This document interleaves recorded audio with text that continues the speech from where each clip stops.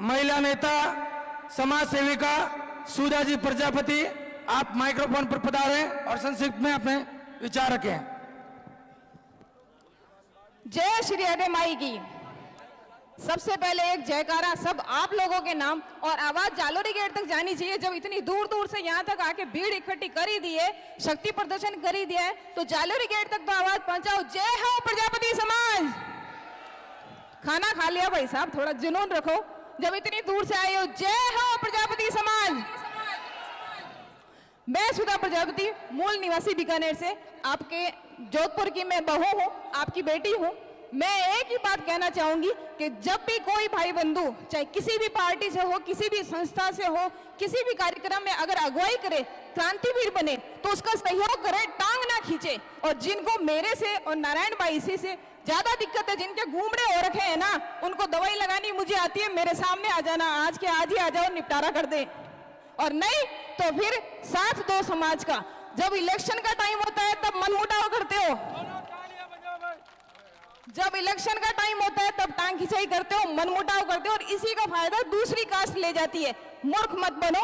जब अपनी सत्ता में लानी हो, अगर एक भी नेता तुम्हारे समाज में से निकल के आ गया ना, तो तुम्हारे सब काम आसानी से हो जाएंगे, दूसरों के तलवे नहीं चाटोगे।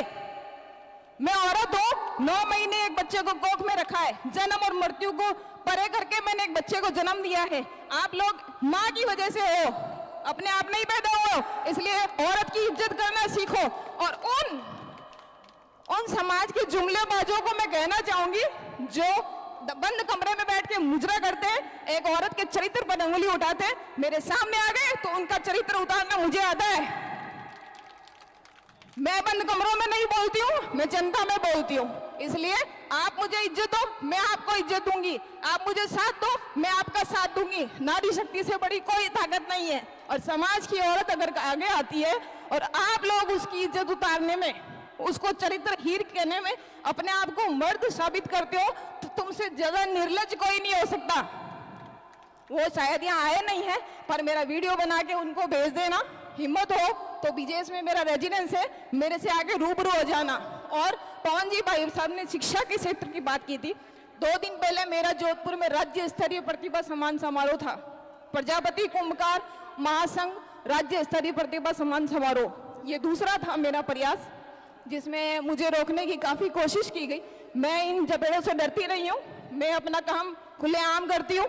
और मैंने एक नया एनजीओ स्थापित कर रही हूँ, जिसमें समाज का वो बच्चा जो वास्तव में जिसको जरूरत है आर्थिक मदद की, तो वो मेरे से संपर्क करे। मेगा प्रजापति सुधा नाम से मेरी फेसबुक आईडी है, आप मुझे फॉलो कर सकते हैं, मैसेंजर पे मेरा मैसेज छोड़ सकते हैं।